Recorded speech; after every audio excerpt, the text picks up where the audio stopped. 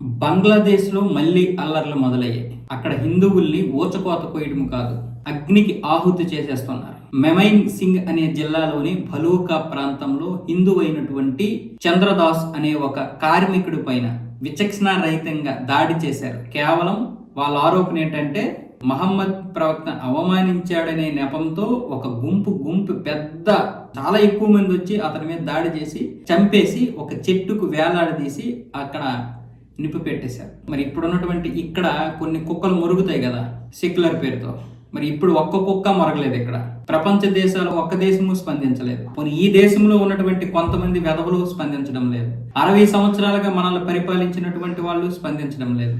ఇక్కడ మన దగ్గర హిజాబ్ లాగాడని నితీష్ కుమార్ సీఎంనే చంపేస్తామంటున్నారు. అక్కడ ఒక హిందువుని పూర్తిగా కాల్చి పడేశారు. ఎలా ఉంది పరిస్థితి మన దేశంలో?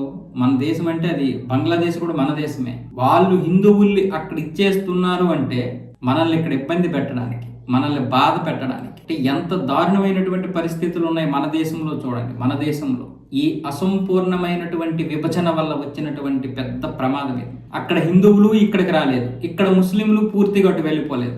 ఎందుకు ఈ విభజన? దేనికోసం ఈ విభజన? అక్కడ హిందువులు వాళ్ళు ఉంచడం లేదు, ఇక్కడ ఉన్నటువంటి వారు మాత్రం మన మీద విపరీతంగా పెరిగిపోతా ఉన్నారు. కొన్ని ఇప్పుడు వీళ్ళైనా వచ్చి ఒక్కడైనా మాట్లాడుతున్నాడు అంటే అది లేదు. పైగా పోలీసులు కళ్ళు మూసుకుంటే హిందువులు అనేవాడిని ఇక్కడ ఉంచను, ముస్లింలకి సమానమైనటువంటి జనాభాను చేస్తాను అంటున్నాడు ఒకడు. అంటే ఇంత స్వేచ్ఛ ఎలా కాల్చారో చూడండి. అసలు రక్తం మరిగిపోతుంది. అయినా సరే ఇంకా మన దేశంలో చాలా మంది హిందువులు కూడా కాంగ్రెస్ పార్టీని మనం పార్లమెంట్కి పంపిస్తున్నాం. హిందూ వ్యతిరేక పార్టీలు అయినటువంటి కాంగ్రెస్, టీఎంసీ, డిఎంకే, ఆమ్ ఆద్మీ పార్టీలు, ఎస్పీ పార్టీ, వీటన్నింటినీ ఇంకా మనం పార్లమెంట్కి, అసెంబ్లీలకి పంపిస్తే ఇంకా వాడు ఏం చేస్తాడు? ఇవే చేస్తాడు. మనకి బుద్ధి లేకపోతే ఎవడేం చేస్తాడు?